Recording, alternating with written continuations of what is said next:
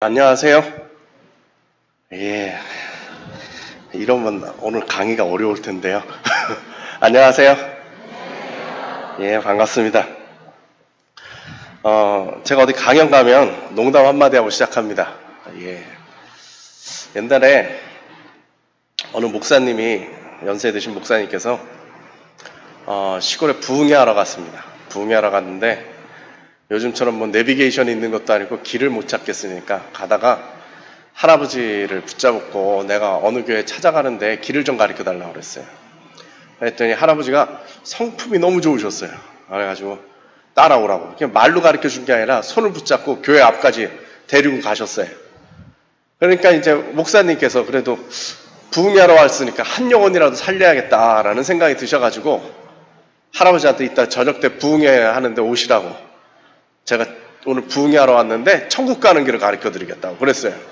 그때 할아버지가 성품이 좋으시니까 알았다고. 그러면서 돌아서면서 이 목사님한테 들리락 말락 하는 얘기가, 야, 교회도 못 찾는 놈이 천국 가는 길은 어떻게 가르쳐 주려고 그러냐고. 그러더랍니다. 예. 이제 저도 와가지고 이제 뭐 제가 무슨 길을 가르쳐 드릴까 싶지만, 예. 제 앞길 헤쳐나가기도 바쁘지만 같이 좀 얘기를 좀 해보도록 하겠습니다. 예, PPT 보면서 이야기할까요? 예. 오늘 이제 생명을 살리는 공동체. 예, 저한테 리모컨 오셨구나. 예, 생명을 살리는 공동체라는 제목을 가지고 여러분들하고 이야기를 할 겁니다. 교회가 생명을 살리는 일에 앞장서야겠다, 이제 그런 얘기를 하는 거죠. 제가 2008년도에 이 책을 냈습니다. 그들의 자살 그리고 우리. 책 제목을 어떻게 할 거냐, 그래서 제가 그들의 자살 그리고 우리다. 왜냐, 사람들 다들 자살 그러면요 남의 일이라고 생각해요. 그들의 문제, 우리가 닥칠 때까지. 우리의 문제는 아니다, 이렇게들 많이들 생각합니다. 이 책을 내놓고서 제가 어느 그 인터넷 매체에서 그 인터뷰를 했습니다. 인터뷰를 해가지고 기사가 실렸는데, 제가 그 인터뷰 하면서 무슨 얘기를 하나 했느냐 하면, 자살한다고 다 지옥 가는 건 아니다. 제가 이 말 한마디 했다가 죽는 줄 알았습니다. 그 기사 밑으로 댓글이 400개 500개가 붙어가지고 네가 죽어라부터 시작해가지고, 그걸 보고 제가 연예인들이 댓글보다 왜 죽나, 그걸 제가 깨달았다니까요. 이게 한 10년도 안 된 얘기입니다. 그때만 해도 자살한 사람은 무조건 지옥 가야 된다, 이 말 안 하면 이렇게 어려움 겪던 시절이 있었습니다. 불과 10년도 안 된 그 시절이었다라는 걸 생각해 보면 참 세상이 참 빨리 변한다. 자살 예방하는 저 같은 입장에서는 참 감사하다, 이런 생각이 들 때가 있습니다. 우리나라에서 자살이 많다는 얘기 많이 들어보셨죠? 그죠? 예. 제가 이렇게 물으면 대답을 하셔야 됩니다. 들어보셨죠? 예. 제가 목사님들을 주로 가르치거든요. 근데 목사님들한테 이렇게 물었는데 대답을 안 하면 여러분 같은 교인 만나서 고생하십시오 그럽니다. 설교하는데 대답도 안 하고 뭐 이런들. 제가 어릴 때 여러분 만나니까 자꾸 농담부터 자꾸 하고 싶네요. 제가 어릴 때 어머니 말 안 들으니까 저희 어머니가 너 같은 자식 나가지고 고생해봐라 그러더라고요. 근데 애를 키워보니까 그 말이 그렇게 무서운 말인지 모르겠습니다. 예. 여러분 잘 협조해서 오늘 즐거운 강의가 될 수 있도록 되겠죠? 예, 좋습니다. 한 해에 몇 명이 죽느냐면 13,513명이 자살로 인해서 죽습니다.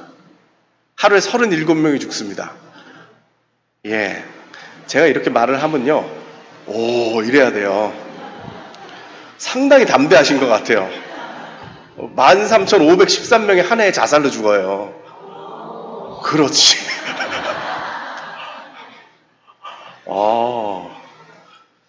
네, 제가 왜 이렇게 자꾸 까부냐 하면 이제 죽는 얘기를 하기 때문에 나중에 상당히 무거워요. 지금 웃어놓지 않으면 이따 여러분들이 죽는 상황이 올 수가 있어요. 근데 이게 많이 줄어든 겁니다. 이게 가장 최근 통계인데요, 2011년도에 최고였습니다. 이때 15,609명이 죽었어요. 하루에 42명이 죽었어요. 여러분 이거 숫자만 하면 잘 안 와닿죠? 육군 1개 사단이 몇 명이냐 하면 10,000명에서 15,000명 정도 됩니다. 그러니까 한 해에 13,000명, 15,000명 죽으면 어떻게 되냐면 1개 사단 전멸이에요. 한 해. 여러분 요즘 초등학교 교실이 몇 명인지 아세요? 한 30명. 요런 서울 같은 경우는 30명. 지방으로 내려가면 한 20명. 그렇습니다. 그래서 평균 한 25명. 그러니까 한 해에 하루에 초등학교 1.5개 반 정도가 자살로 인해서 죽는 거예요. 얼마나 많아요. 순간적이에요. 1시간 제가 오늘 강의하기로 했는데요. 1시간이면 한 3명은 죽는 것 같은데요. 2명? 1.5명? 순간순간 정말 많이 죽는 것 같아요. 우리나라 사람들이 세계적으로도요, 자살률이 1위예요. OECD 국가 중에 자살률 1위라 하는 거 처음 들어보셨어요? 많이 들어보셨죠? 세계 1위예요. 자살률이라고 하는 것은 뭐냐면 인구 10만 명당 자살로 죽는 사람들 숫자예요. 그게 우리나라가 몇 명이냐? 28명, 29명 이렇게 됩니다. OECD 평균이 몇 명이냐? 10명 정도 됩니다. 10명에서 12명 사이입니다. 그럼 우리나라가 3배 좀 안 되죠. 3배 좀 안 돼요. 지금 13년째 우리나라가 1등 했어요. 자살률로. 이게 1등 한다는 게 이게 보통 일입니까? 여러분 학교 다닐 때 반에서 1등 해보셨어요? 해보신 분이 있어요? 저는 못 해봤어요. 전교 1등 하기가 쉽겠어요? 전교 1등 해보신 분 계세요? 해보신 분 있어요? 얼마나 대단해요. 전교 1등만 해도 대단한데, 대한민국 1등만 해도 대단한데 세계 1등을 13년 동안 했어요. 안 좋은 걸로. 안타깝죠.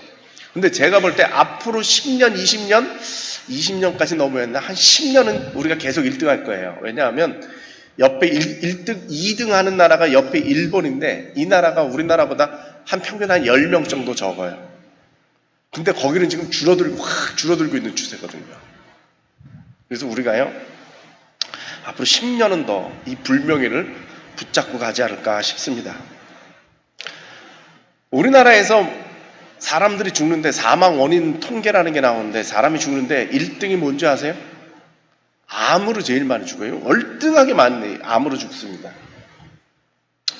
2등이 뭐냐? 심장질환이에요. 그 다음에 심장 쇼크 와가지고. 그 다음에 뇌혈관 질환. 그 다음에 뭐냐? 자살이에요. 이 밑으로 폐렴이 있어요. 재작년에 폐렴이 4등으로 올라오고 자살이 5등으로 내려갔어요. 다행이에요. 왜 폐렴이 많냐면 어르신들이 마지막에 돌아가실 때 폐렴으로 많이 돌아가세요. 그래서 폐렴이 점점 늘고 있는데 자살이 4등, 5등 하는 거예요. 저는 이렇게 생각해요. 우리나라가요, 죄송한 표현인데 미쳤어요. 정상이 아니에요. 병으로 죽거나 사고로 죽는 게 아니라 자기 스스로 목숨을 끊어서 죽는 사람들 숫자가 그 어떤 병보다 많다. 5등이나 한다. 이건 이 나라가 정상이 아니라는 거예요. 이 사회가 정상이 아니에요. 사람이 어떻게 병이나 사고로 죽는 게 아니라 자기 스스로 죽는다라는 것이 그 한 나라의 사망 원인을 5위를 할 수 있겠어요. 이건 정상이 아닌 거예요. 이 밑으로 뭐가 있느냐 하면요, 당뇨병이 있고요, 그 다음에 간질환 있고요, 하기도 질환이 나가지고 호흡기 질환이 있고요, 9번째가 뭐냐?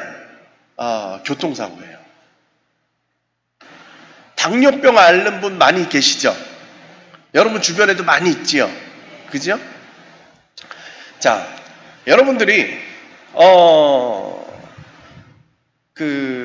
보건소를 가시거나 뭐 이런 데 가보시면 당뇨병 교실 뭐 이런 거 많이 있잖아요. 그죠? 네. 당뇨병 안 걸리려면 음식을 뭘 조절하시고 건강하기 위해서 무슨 운동을 하시고 뭐 당주 체크 어떻게 하시고 이거 싹 설명 다 해줘요. 그죠? 네. 텔레비전도 보면 당뇨병 걸리신 분 무슨 음식 먹으라고 막 얘기 나오죠. 그죠? 근데 자살 안 하려고 하면 어떻게 하십시오? 강의 들어보신 분 계세요? 없죠.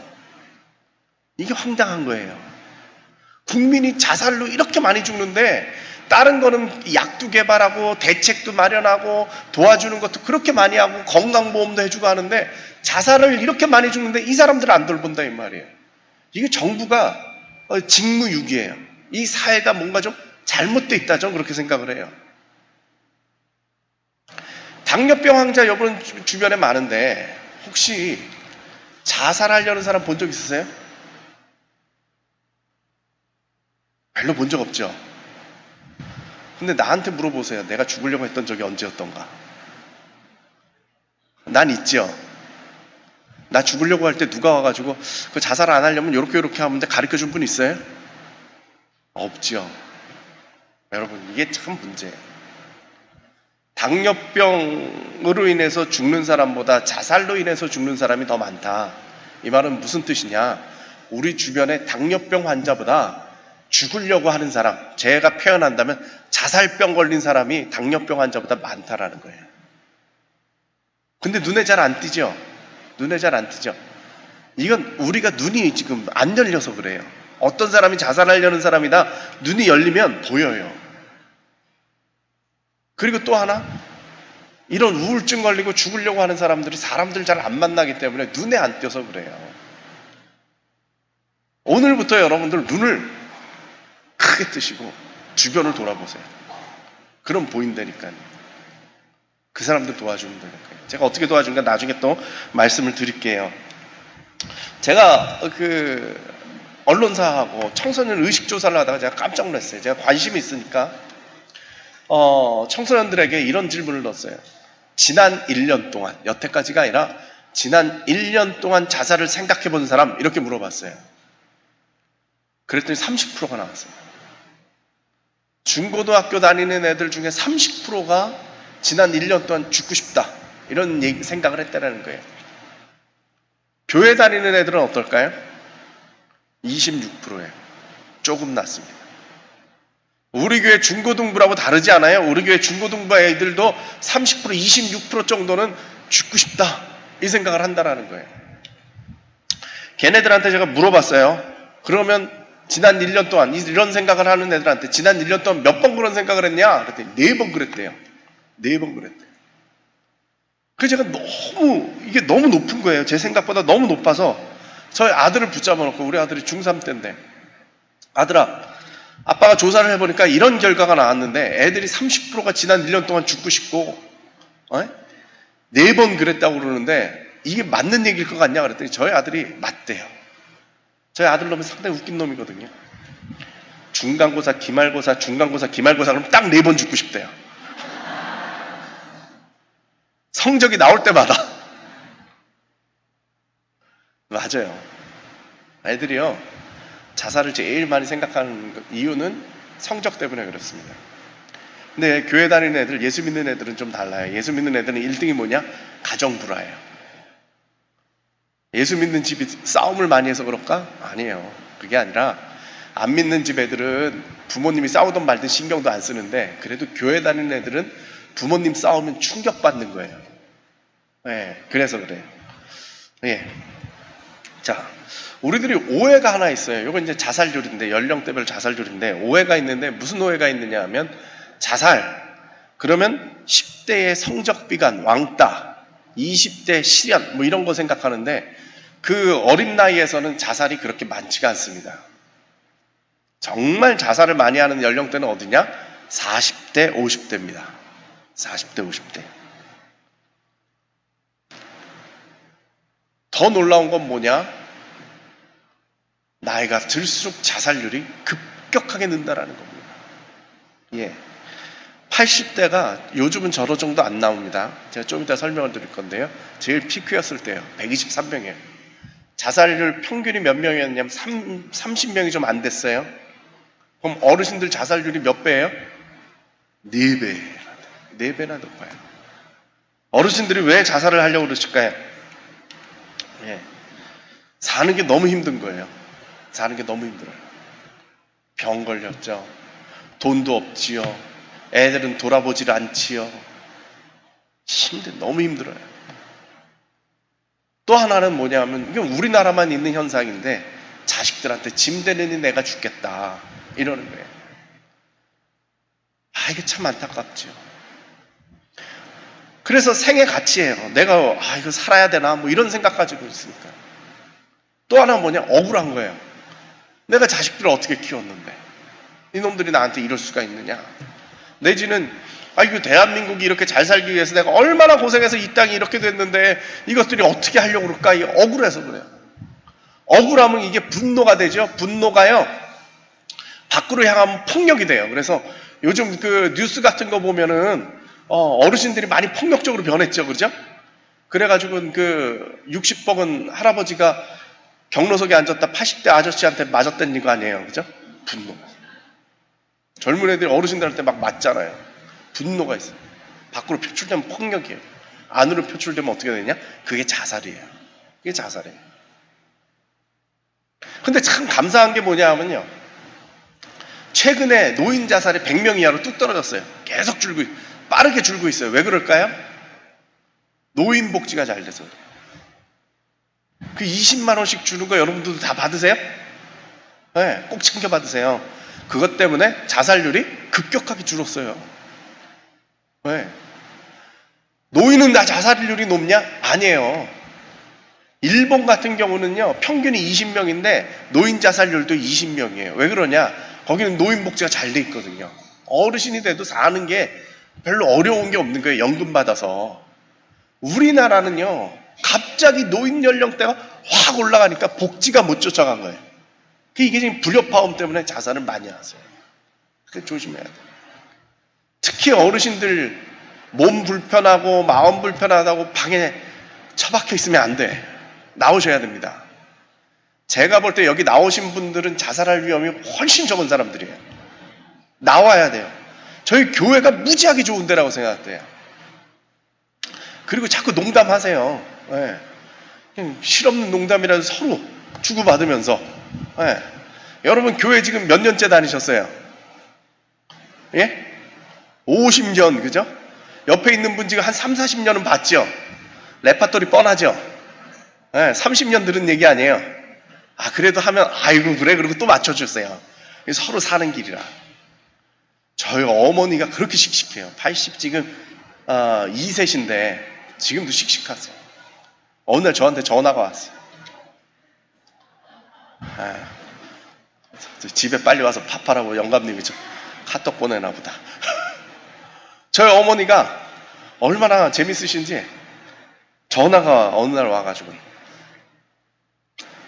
아들아 병원 갔다 왔다. 이 아들은 어머니가 병원 갔다 왔다 이 말로 전화를 하면 가슴이 철렁 내려앉아요. 이게 또 어떻게 됐나 싶어가지고. 왜요? 그랬더니 아이고 아들아 어떡하냐. 오이구 의사가 아무 문제 없댄다. 한 10년은 이러고 살 것 같다. 아들아 미안하다. 오래 살 것 같다. 네, 얼마나 감사한지 몰라요. 얼마나 감사한지 몰라요. 애들은요, 저 같은 자식은 부모님이 별탈 없이 오래 내 옆에 살아줬으면 좋겠어요. 네, 그게 그냥 부모님이 나한테 제일 잘해주시는 길이에요. 네, 저한테 뭘 해주시겠어요? 저 계속 해드리는 것밖에 없지만 그래도 어머니가 그냥 옆에 있는 것만 해도 좋아. 네, 그냥 답답하면 전화해가지고 흰소리 한번 하고 예의노마 이 소리 한 번이 듣는 게 그게 큰 축복이에요. 여러분들이 자녀들에게 주실 큰 축복인 줄로 믿습니다. 자, 40대가 자살을 제일 많이 한다고 그랬죠? 40대, 50대가 자살을 많이 해요. 남자랑 여자랑 누가 자살을 많이 하게 해요? 남자가 많이 해요. 몇 배 많이 하냐? 한 2배, 2.5배 정도 많이 해요. 여자보다 2.5배 많이 해요. 자살을 많이 하는 연령대로 가면 어떻게 되느냐? 3배입니다. 훨씬 많이 합니다. 그럼 누가 자살을 제일 많이 하는 거예요? 40대 남자들. 그죠? 40대 남자들. 40대 남자들이 왜 자살을 많이 하느냐? 자기가 누군지를 몰라요. 여러분들이 40대 남자들을 쿡 찔러가지고 당신 누구야? 그러면 뭐라고 대답해요? 연봉 얼마에 직책이 뭐예요? 이러고 대답해요. 내가 누군지를 몰라요. 누가 아빠고 내가 뭔 생각을 가지고 살고 나는 어떤 사람이 될 거야. 뭐 이런 얘기를 할 줄 몰라요. 당신 누구야? 그러면 무슨 회사 뭐 부장인데 연봉은 얼마예요? 그 정도지 더는 몰라요. 그런데 어느 날 갑자기요. 직장에서 쫓겨났어요. 해고 정리해고 당한 거죠. 그러면요 갑자기 이 사람이 내가 누구지? 이렇게 되는 거예요.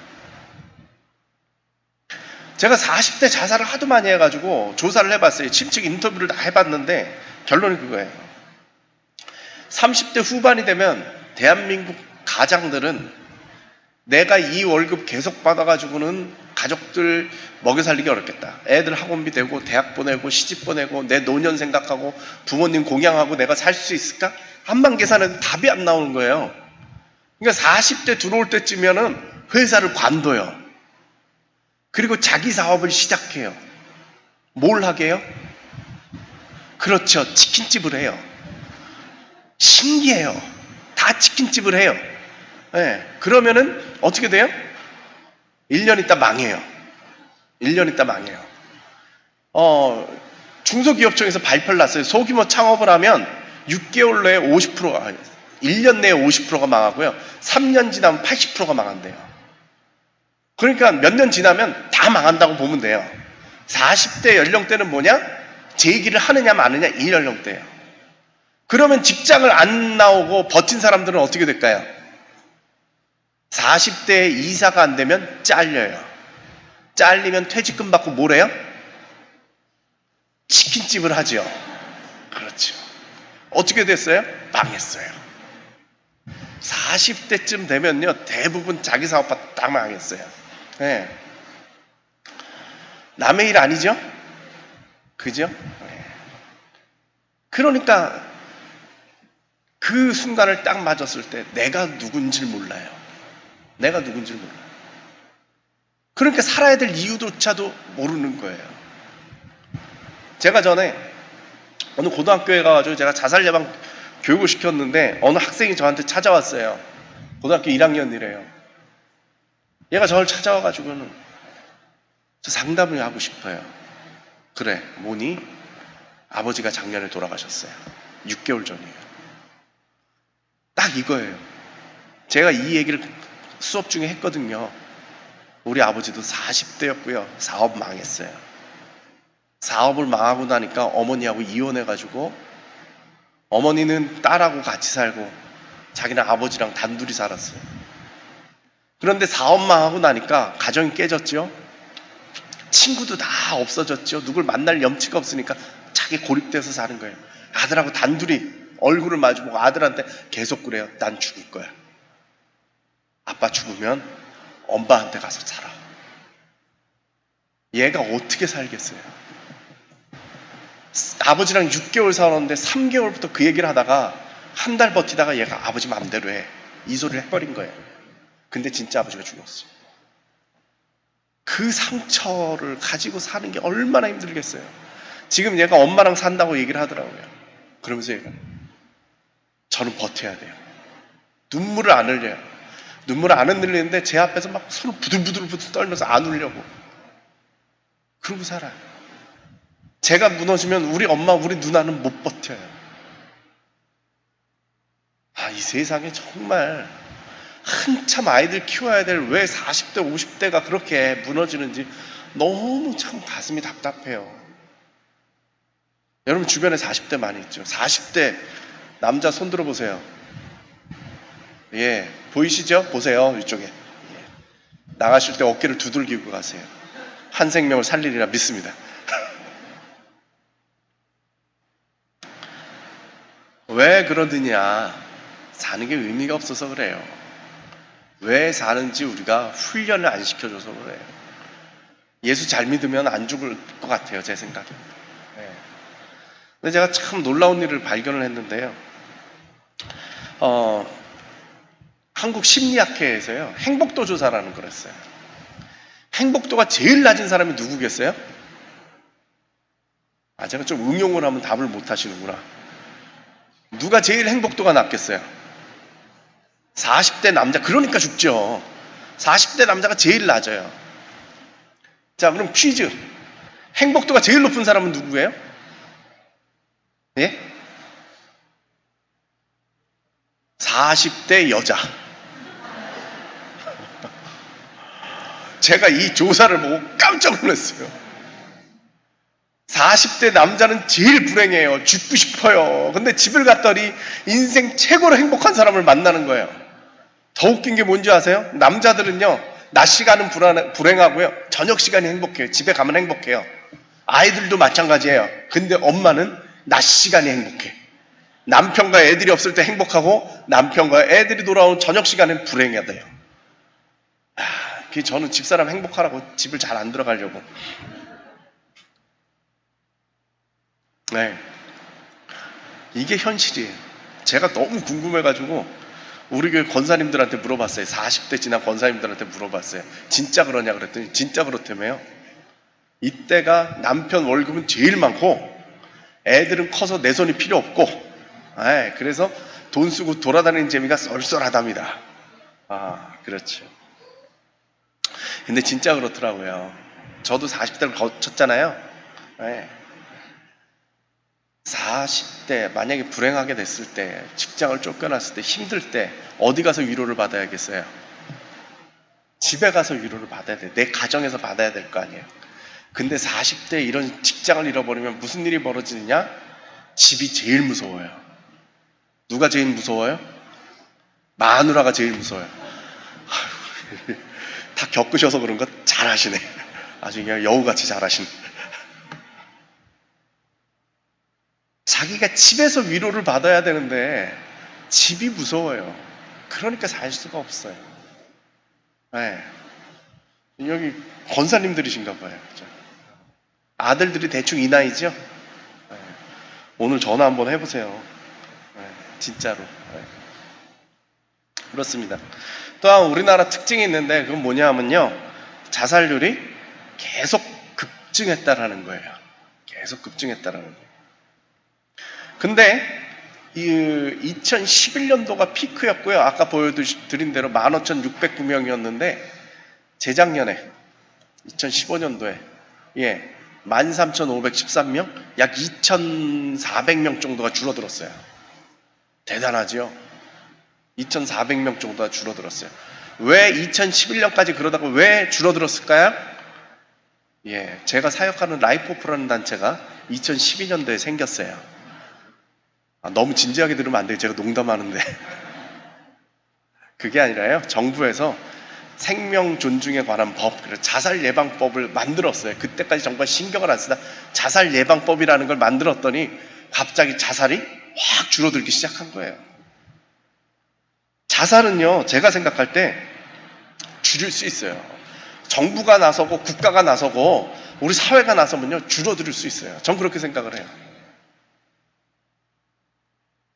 우리나라가요, 2011년도까지 자살을 위해서 쓰는 그 정부 예산이 얼마였느냐 하면요, 9억 원이었어요. 9억 원이었어요. 많은 것 같죠? 우리 집보다 많이 쓰니까. 근데 정부에서 쓰는 돈인데요. 작년에 우리나라에서 쓴 그 자살 예방 관련된 예산이 얼마였느냐면 85억 원이었어요. 85억 원이었어요. 메르스 오면 어떤지 아세요? 메르스 왔을 때 추경 예산만 5천억을 썼어요. 5천억을 썼어요. 거기에 비하면 너무 적죠. 2등하는 일본이 1년에 예산을 얼마 쓰느냐? 8천억 가까이 써요. 100분의 1이에요. 우리가 지금 쓰는 예산이. 국민이 이렇게 많이 죽는데 어떻게 이럴 수 있을까 싶어요. 근데 조금만 변화돼도 자살률이 줄어든다. 이거 우리가 나서야 될 일이다. 좀 이따 더 말씀을 드릴게요. 자, 성경에는 자살에 대해서 뭐라고 얘기하죠? 맞아요. 아무 얘기도 없어요. 성경 가치가 좀 달랐어요. 그때만 해도, 옛날만 해도 자살이라는 걸 명예로 여겼기 때문에 그때는 가치관이 좀 달랐던 것 같아요. 그러다 이 자살 문제의 역사로 흘러들어오면서 신학자들이 정의를 내립니다. 어거스틴이라는 사람이 5세기 초에 제일 유명한 신학자인데요. 역사적으로. 뭐라고 그랬냐면 자신을 죽이는 자는 누구나 명백한 살인자다. 살인자다. 그리고 일시의 고통으로부터 해방되기 위해 생명을 포기할 권리가 인간에게는 없다. 왜? 하나님이 주신 선물이니까. 하나님이 주신 선물이니까. 그래서 어거스틴이 최초로 그런 얘기를 하는 거예요. 자기를 죽이는 건 내 생명이라고 내가 죽였다고 끝이 아니야. 그 생명은 누가 줬어요? 하나님이 주셨잖아요. 네 맘대로 그렇게 죽여? 그것도 살인이야. 계명에 어긋나는 거야. 그 죄다. 토마스 아퀴나스라고 요 13세기에 아주 유명한 신학자인데요. 3가지로 얘기를 했습니다. 만물은 자신을 사랑하는 것이 당연하다. 공동체에 손해를 끼치게 된다. 중요한 건 이거죠. 생명은 하나님의 선물이다. 네 거라고 생각하지 마. 그건 하나님 거야. 함부로 건들지 마. 하나님 거야. 심지어 성경은 뭐라고 가르쳐요? 예수님이 내가 생명이라는 거예요. 내가 생명을 가지고 이 가운데 가지고 산다라는 건 무슨 뜻이냐? 예수님을 모시고 사는 거예요. 생명을 해친다라는 것은 뭐냐? 예수님을 해치는 거예요. 그런 일은 있으면 안 되는 거예요. 중세 때는 어떻게 했느냐면요, 자살하지 말라고요, 겁을 줬어요. 그래서 시체를 훼손해요. 자살한 걸 어떻게 할 수는 없잖아요. 시체를 훼손하는 거예요. 그래가지고는 막 그 마차 뒤에 그물에다가 시체를 넣고요, 휘젓고 돌아다니는 거죠. 다 없어지는 거예요. 왜 그러느냐 하면요, 부활할 때 자기 몸을 못 찾게 만드는 거예요. 심지어는 독일에서는요, 가죽 푸대에다가 물을 넣고 그 안에다 시체를 넣어놔요. 다 썩어 없어지게, 문드러지게. 시체를 못 찾게 하는 거죠. 특히 중세 때 나온 것이 무엇이냐? 자살한 사람은 장례를 안 치러줬어요. 가톨릭에서 한 겁니다. 자살한 사람들은 장례를 안 치러줬어요. 그리고 교회 묘지에 묻히지 못하겠습니다. 왜? 부활할 때 성도들과 다시 공동체가 될 수 없도록 하기 위해서. 그랬는데 종교개혁 시절이 오면서 여기 투실투실하신 분이 누구냐 하면 루터고요. 제 깡마르신 분이 칼빈이에요. 저 두 분이 뭐라고 그랬느냐? 자살을 한 사람이 지옥 간다라고 이야기하는 것은 성경적이지 않다. 성경적이지 않다. 성경에 그렇게 나와 있진 않다. 그러니까 그렇게 주장하지 말라는 거예요. 하지만 루터가 이런 재밌는 얘기를 했어요. 믿음이 연약한 자들이 있으니까 설교 시간에 굳이 이런 얘기를 할 필요는 없다. 이게 상당히 중요해요. 저희가 상담 전화가 오잖아요. 죽으려는 사람들이잖아요. 기독교 자살예방센터에 제가 사역을 하니까 아무 말 안 하고요, 딱 하나만 물어봐요. 자살하면 지옥 가요? 이래요. 거기다 대놓고 안 갈 수도 있어요. 뭐 이런 얘기하면 어떻게 되겠어요? 이거 금방 뛰어가는 거예요. 이럴 땐 그렇게 하는 게 아니고 자살하면 지옥 가지, 큰일 나지. 그렇게 얘기를 할 수 있어요. 그러나 제 얘기를 잘 들어보세요. 우리가 구원을 어떻게 받아요? 예? 믿음으로 받죠. 여러분들이 어떤 행위로 구원을 받아요? 아니죠. 믿음으로. 종교개혁의 사상이 뭐예요? 오직 믿음으로. 오직 은혜로 우리가 구원을 받는 거잖아요. 우리의 공로가 아니잖아요. 거꾸로 그 구원에서 떨어지는 것은 우리의 무슨 행위를 통해서 떨어지는 게 아니에요. 그건 전적인 은혜예요. 구원은 누구 손에 달렸어요? 하나님한테 달렸어요. 그러니까 자살한 사람이 지옥을 갔는지 천국을 갔는지는 우리는 모른다. 이게 정답이에요. 우리는 모른다. 그런데 자꾸 여러분들 마음속에 의심이 들죠. 제 얘기가 지금 정말? 뭐 이런 생각이 드실 거예요. 제가 암만 이런 얘기를 해도요, 심지어 우리 강사 교육을 시켜도요, 꼭 물어보더라고요. 막 한참 이야기를 했는데 끝에 가서 그래서 그 사람 지옥 갔어요? 천국 갔어요? 꼭 물어봐요. 한국 사람들은 성질이 특별해가지고 중간 얘기는 안 들어요. 결론만 듣고 싶어요. 결론은 하나님이 쥐고 계신다. 그 사람이 믿음을 가지고 있었는지 어쩌는지 우린 모르니까 그건 하나님이 알고 계신다. 맞습니까? 예, 맞습니다. 예, 카톨릭에서는 이미 2002년도에 교리를 바꿨어요. 자살한 사람도 천국에 갈 수 있다. 왜? 하나님께서 결정하실 문제니까. 심지어 카톨릭도 이걸 끝내버렸는데 우리 개신교는 원래 있지도 않은 교리를 가지고 지금 자꾸 사람들을 지옥 보내려고 그런다 이 말이죠. 이건 아니에요. 제가 왜 자꾸 이런 얘기를 하느냐, 이건 제가 목사님들하고 만날 줄 알고 제가 장래 문제 때문에 그래요. 유가족들이 큰일입니다. 자살하는 사람이 이렇게 많은데 장래가 안 되는 거예요. 여러분 생각을 해보세요. 가족 중에 한 사람이 자살로 인해서 죽었어요. 그냥 죽는 것도 얼마나 슬픈데 자살로 인해서 죽었어요. 그 마음이 얼마나 아프겠어요. 무너지겠죠. 이럴 때 필요한 게 뭐냐? 하나님의 위로예요. 그리고 교회가 함께 해가지고 위로해 주는 거예요. 그런데 내 가족이 자살하면 무슨 일이 벌어지느냐? 교회가 싸우기 시작해요. 장례를 치러줄 것이냐 말 것이냐. 저 사람 지옥 갔을까 천국 갔을까 이거 논쟁하느라고요 장례를 치러줄 생각을 안 해요. 그래가지고 이 당사자들이요 큰 충격을 받아요. 그래서 교회를 떠나가요. 교회만 떠나는 줄 아세요? 하나님도 떠나요. 저희가 그 유가족들 모임을 이렇게 해보면요 종교가요 돌아요. 불교 믿던 사람이 천주교 가고 천주교 갔던 사람이 개신교고 개신교 온 사람이 다시 불교 가고 뭐 이런 식으로 돌아요. 왜냐하면 다 그런 식으로 상처받고 떠나간 사람들이에요. 근데 여러분 이거 아세요? 자살 유가족이 자살할 확률이 훨씬 높아요. 심지어 어떤 사람들은 유전이 아니냐 그래요. 여러분 최진실 씨 그 일가족 그 연달아 자살한 거 보셨죠? 최근에도 그 최순실 씨 딸이 죽고 싶다 SNS에 올려가지고요 대한민국 자살 예방하는 사람들이 발칵 뒤집혔어요. 그게 자살이 유전 아니냐 뭐 이런 얘기를 하는데 유전은 아니에요. 근데요 생각해 보세요. 한 가족이면 성격 비슷하죠. 사는 환경 비슷하죠. 비슷한 상황 속에 있는 거예요. 누가 죽을지 모르는 그런 상황인데 한 사람 죽었죠. 그럼 격발작용이라고 해요. 방아쇠 당기듯이 충격인 풍선 팽팽하게 이러한 긴장 가운데 있는데 하나 터지는 것처럼 확 이때 위로를 해줘야 돼요. 이때 하나님의 그 위로하심을 가지고 붙잡아줘야 돼요. 그런데 교회가 싸우고 있어요. 이게 안 된다 이 말이죠. 그래서 혹시 교회에서도 그런 일이 있으면요 붙잡아 주시고 장례 잘 치러주시고 위로해 주셨으면 좋겠어요. 예, 제가 참 그 마음이 많이 아파가지고 이런 얘기 하면 더 얘기를 하고 싶은데 시간을 빨리 제가 보내야 돼서 그렇습니다. 예. 그래서 그 제가 운동하는 것 중에 하나가 장례 치러주는 겁니다.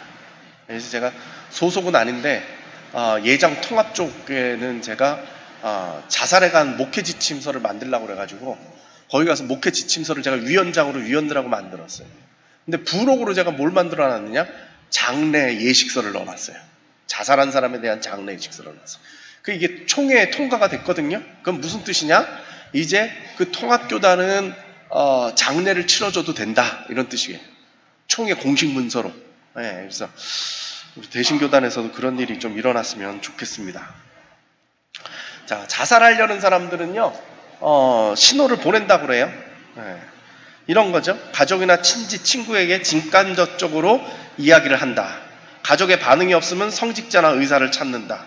자살의 결단을 내린 순간부터 식욕, 성욕을 잃어버린다. 자살 결단을 내리고 나면 수면 형태가 바뀌어 잠을 못 자던 사람은 푹 자고 잠을 잘 자던 사람이 불면증에 시달린다. 그 다음에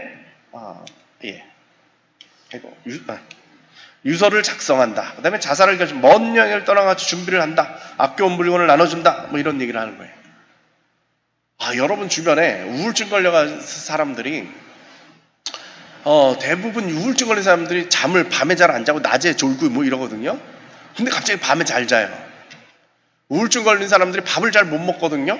근데 어느 날 밥을 잘 먹어요. 그럼 이 사람 다 났나 보다 이럴 수가 있는데 그게 아니라요. 그 사람이 죽기로 마음을 먹어서 마음이 평안해져서 그런 거예요.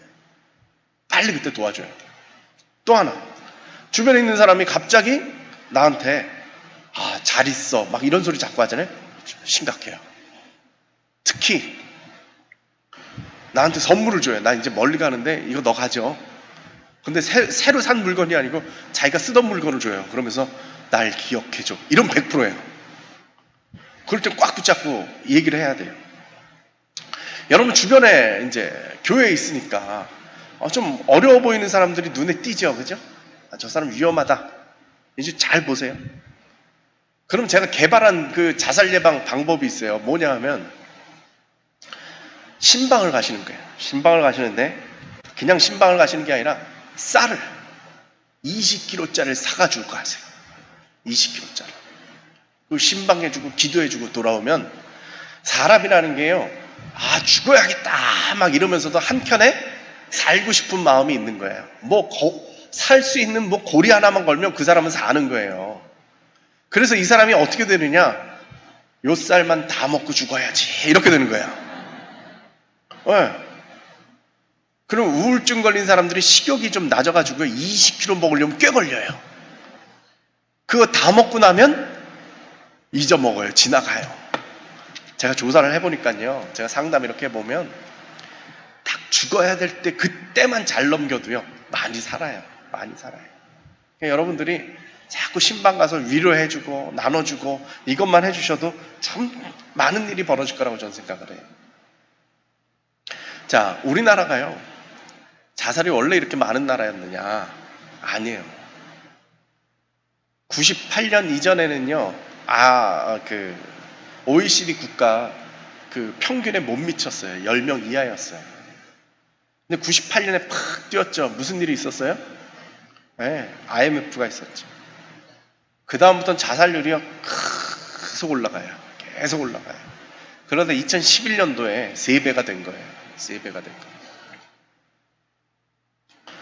그럼 도대체 왜 그럴까요? 제가 생각할 때는 IMF를 지나면서 우리나라 사람들이요 생각이 바뀌었어요. 어떻게 생각이 바뀌었느냐? 돈이면 다다. 돈만 생각하는 거예요. 모든 기준이 다 돈이에요. 그렇지 않아요? 요즘 초등학교 애들 붙잡아 놓고 너 장래 희망이 뭐니? 그러면 1등이 뭐예요? 부자예요. 뭐 의사가 되나 교수가 되나 뭐가 되나 이게 아니에요. 그냥 부자예요. 연예인이 됐든 선생님이 됐든 공무원이 됐든 뭐가 됐든지 간에 결론은 부자가 돼야겠다. 이런 한심한 나라가 어디 있어요? 이렇게 천박한 나라가 어디 있어요? 아이들의 희망이 부자예요. 그냥 돈 많이 버는 거예요. 자기가 인류를 위해서 이 사회를 위해서 뭔가 이바지할 수 있는 훌륭한 사람이 되겠다 이런 꿈이 없어요. 그냥 돈 버는 게 꿈이에요. 이게 문제죠. 그러니까 어떻게 돼요? 이 꿈이 끊어지면요 살아야 될 이유를 못 찾는 거예요. 가치관의 문제가 있어요. 중학교 2학년 애들이요 자살을 제일 많이 합니다. 아시죠? 네, 북한이 왜 안 쳐들어와요? 중학교 2학년 애들이 무서워서 못 쫓아온다는 거 아니에요. 그죠? 제가 그래서 조사를 해봤어요. 교수니까 이제 자꾸 그런 거 궁금하면 자꾸 인터뷰 해보고 연구하고 해요. 한번 제가 정신과 청소년 담당하는 정신과 의사랑 그 다음에 교사단체 회장이랑 셋이서 이거 왜 그러냐 이러고 얘기를 시작했어요. 왜 중학교 때 애들이 이렇게 많이 사고를 칠까? 그랬더니요 이 시기 때 너무 사고를 쳐가지고 고등학교에 가면 이 발랄한 애들은요 학교에 없대요. 그러니까 고등학교 애들은요 사고 칠 애가 없대요. 그런 애들은 벌써 다 잘려가지고 사회에 있대요. 그리고 고등학생들은 사고를 잘 안 친대요. 그럼 중학교 2학년 애들은 왜 그럴까? 중학교 2학년이 되면요 꿈이 없어요. 꿈이 없어요. 저희 아들이 기자가 되는 게 꿈이래요. 그래서 제가 중학교 1학년 때 조선일보에서 하는 그 글쓰기 학교가 있어요. 기자들이 와서 글 쓰는 걸 가르쳐 주는 거예요. 그 기자를 보면 얘가 꿈을 더 키울 수 있겠다 싶어가지고 거길 보냈어요. 근데 얘가 어느 날 그 글쓰기 학교를 갔다 와가지고 저한테 와서 그래요. 아빠, 나는 기자가 될 수 없겠어. 왜 그러냐? 그랬더니 기자가 와가지고 조선일보 기자가 와가지고 애들 공부 열심히 하라고 뭐라고 그랬느냐? 기자가 되려면 적어도 연고대는 가야 돼. 열심히 공부해라. 그러고 갔는데 우리 아들은 그 얘기를 듣고 무슨 생각을 했느냐? 나는 기자가 될 수 없겠구나. 연고대를 갈 실력이 안 되니까. 중학교 1학년에 가. 근데 이게 현실이에요. 중학교 1학년, 2학년만 돼도 우리 애들이요 자기 공부하는 거 우리 부모님이 뒷바라지 해주는 거 이거 따져보면 내가 어느 대학 갈지 답이 나오는 거예요. 그럼 자기 인생이 결정이 났어요. 자기는 부자가 될 수 없어. 내가 왜 살아야 되지? 그런 다음 이게 정상이 아닌 나라죠. 가치관이 서로 싸우고 다투고 경쟁해서 부자 되는 것만 갖다 놓으니까 이게 꺾이는 순간 왜 살아야 되는 거에 대한 답이 없는 사회가 되고 말았다라는 것이죠. 꿈을 잃어버렸어요. 가치관의 문제입니다. 저는 이렇게 생각해요. 우리나라에서 왜 자살이 많으냐? 그건 죽음의 문화가 이 땅을 지배하기 때문이에요. 죽음의 가치관이에요. 그 IMF 지나면서 우리 마음속에 이 죽음의 가치관이 생겨가지고요. 뭐 하나 실수만 해도 뭐 하나 실패만 해도 죽어야지 이런 공식이 너무나도 쉽게 나오는 거죠. 여러분 텔레비전을 보면 어때요? 텔레비전에 그 연예인들이 나와가지고 옛날 얘기하면 다들 죽으려고 했다는 거죠. 이건 말이 안 되는 거죠. 문화의 문제라고 저는 생각을 해요. 방법은요, 생명의 문화로 가지고 이기면 돼요. 이기면 돼요. 그러면 우리나라에서 자살이 줄어들 수 있어요. 우리나라에서 교통사고가요, 옛날에는요, 4위였어요. 사망원인 4위였는데 9위로 뚝 떨어졌어요. 예. 한 3배가량 줄어든 거예요.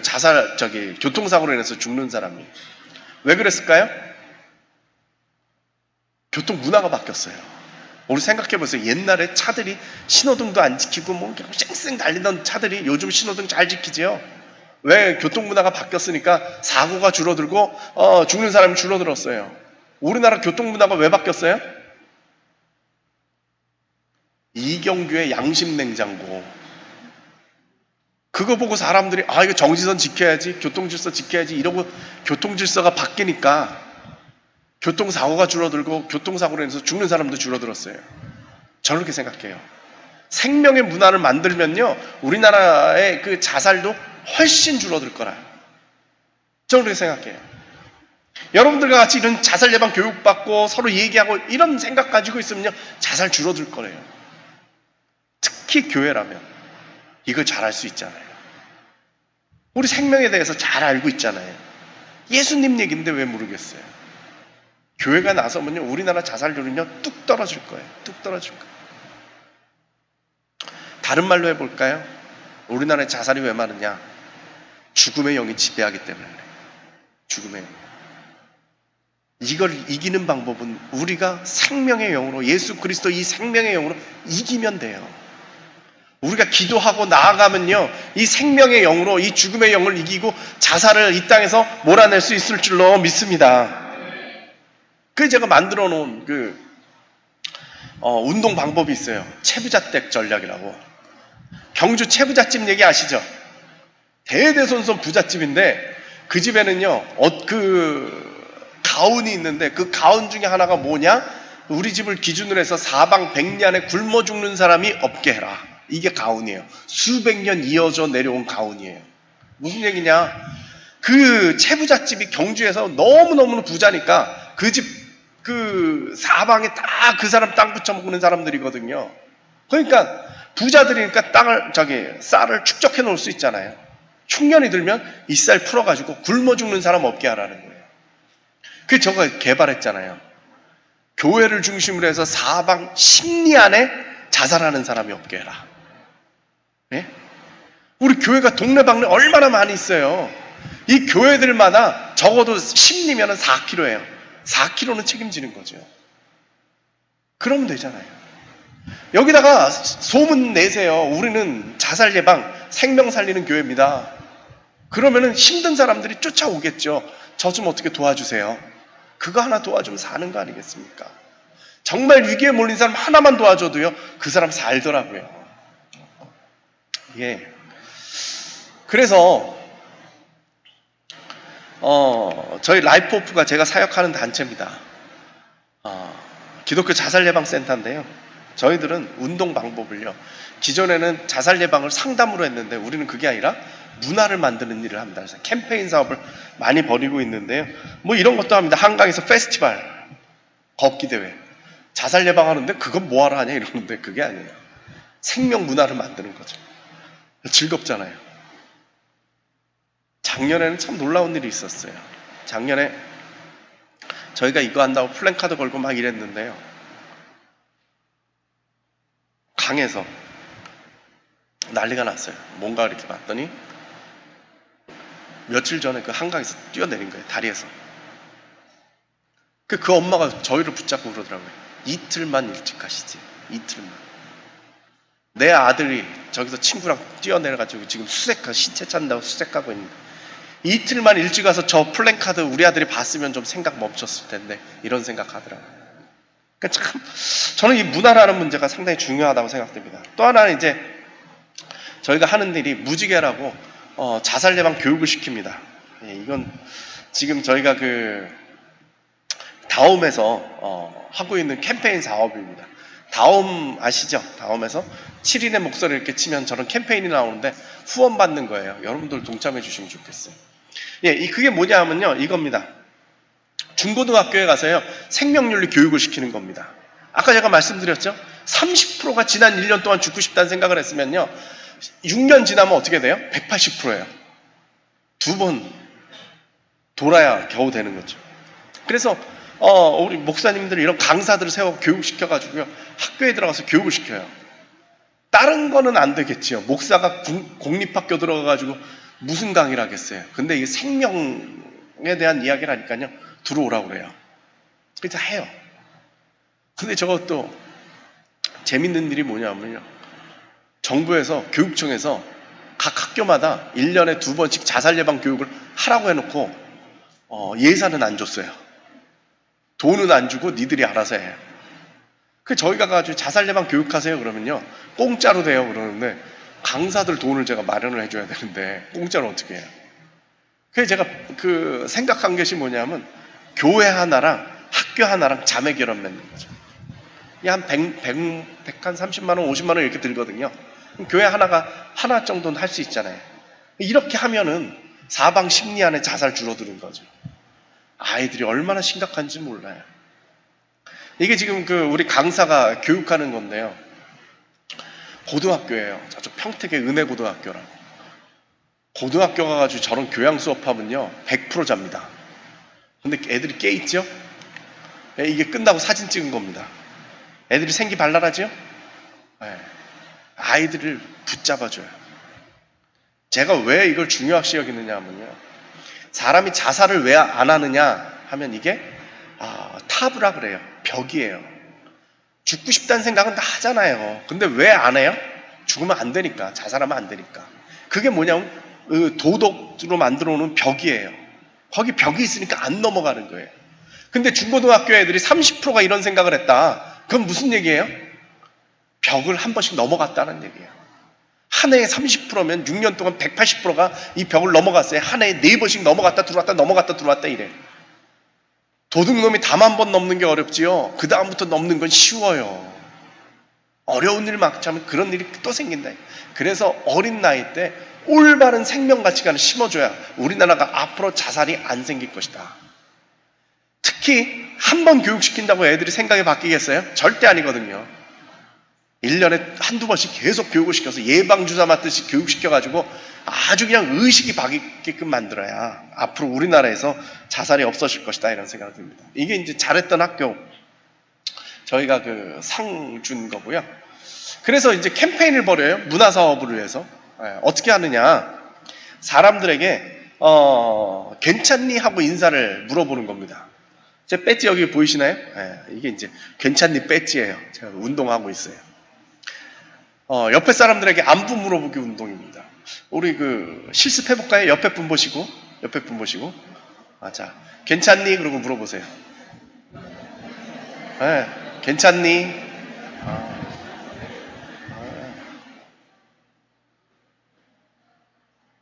보세요. 이 괜찮니? 하나만 물어봐도 분위기가 지금 확 이렇게 살아나잖아요. 이게 문화라는 거예요. 생명 문화라는 거예요.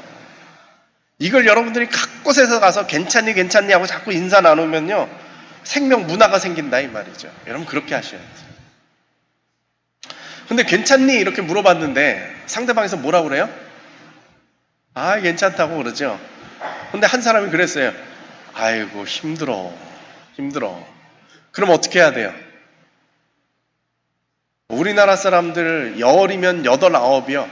아이고 힘들어 그러면 아이고 그렇구나 이러고 돌아서 가요. 심각한 얘기 하기 싫어해요. 심지어 이제 죽고 싶다 야. 그러면 아이고 어떡하니? 그런 사람 별로 없어요. 아이고 그렇구나 이러고 도망가요. 이럴 때 심각하게 붙잡고요, 얘기를 해주세요. 뭐가 힘든데? 그럼 그 사람이 얘기를 할 거 아니에요. 그럼 진지하게 들어주세요. 그 얘기할 때요, 특히 이제 잘 들으셔야 돼요. 그 얘기할 때 죽고 싶어 그러면 죽으려고 작정했나? 그러니까 준비를 했냐? 날 잡았니? 혹시 죽으려고 밧줄을 사거나 약을 사거나 그런 건 아니니? 단도직입적으로 물어보세요.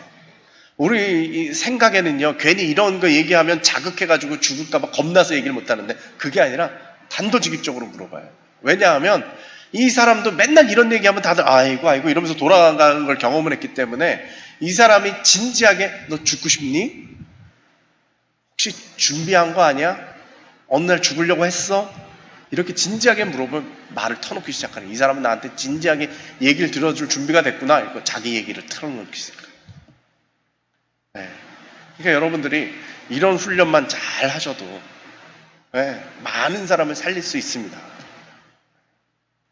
제가 이렇게 자살 예방을 하고 돌아다니면요, 제가 본직은 교수인데 맨날 이런 것만 하고 돌아다니거든요. 이게 보람되니까, 생명 살리는 일이니까. 근데 제가 이렇게 열심히 하고 돌아다니면요, 이게 제가 자원봉사로 하고 있거든요. 사람들이 물어봐요. 뭐 한다고 그렇게 열심히 해? 이 물어보는 이유가 두 가지예요. 하나는 뭐냐 하면, 혹시 너 죽으려고 한 거 아니야? 그런 경험이 있으니까, 그런 사연이 있어서 그런 거 아니야? 이렇게 물어봐요. 그럼 보시면 제가 어떻게 생겼어요? 해맑게 생겼죠? 저 한 번도 죽어야겠다 생각을 해본 적이 없어요. 저도 뭐 인생이 쉽진 않았지만 참 하나님 귀한 은사를 주신 것 같아요. 죽고 싶다 뭐 이런 생각을 해본 적이 없어요. 그러면 두 번째 질문은 뭐냐면, 혹시 가족 중에 자살로 죽은 사람이 있어가지고 그 마음으로 하는 거 아니야? 이렇게 물어보는데, 저희 가족들이 아까 저희 어머니 얘기도 했지만 저 같아요. 전혀 그런 사람이 없어요. 근데 이걸 왜 하냐? 실은 마음이 아파서예요. 제가 이 자살에 대한 연구를 이렇게 하다 보니까요, 자살을 하려고 했던 사람들, 그 사람들 얘기 들어보면 마음이 진짜 무너져요. 특히 유가족들. 가족이 자살로 죽었는데 어디 의지하고 정말 위로받을 데가 없는 그 사람들을 보면 마음이 무너져요. 저 그래서 이거 합니다. 좀 힘들어요. 쉽지 않은 일인데 제가 이걸 왜 놓지를 못하느냐, 하나님 마음이 이럴 것 같아서 그래요. 하나님 마음이 이럴 것 같아요. 내 자식이 죽겠다고 그 옥상 위에 서가지고 서성거리는 거 보는 그 부모 마음을 한번 생각해 보세요. 얼마나 마음이 아프시겠어요. 저는 그 마음 가지고 해요. 저는 여러분들도 이 하나님 마음 아셨으면 좋겠어요. 그러니까 하나님 마음 가지고 세상 힘들다는 사람 도와주시고, 유가족들 있으면 보살펴 주시고, 그래서 한 생명 한 생명 살릴 수 있는 여러분들이 되시기를 축원합니다. 감사합니다.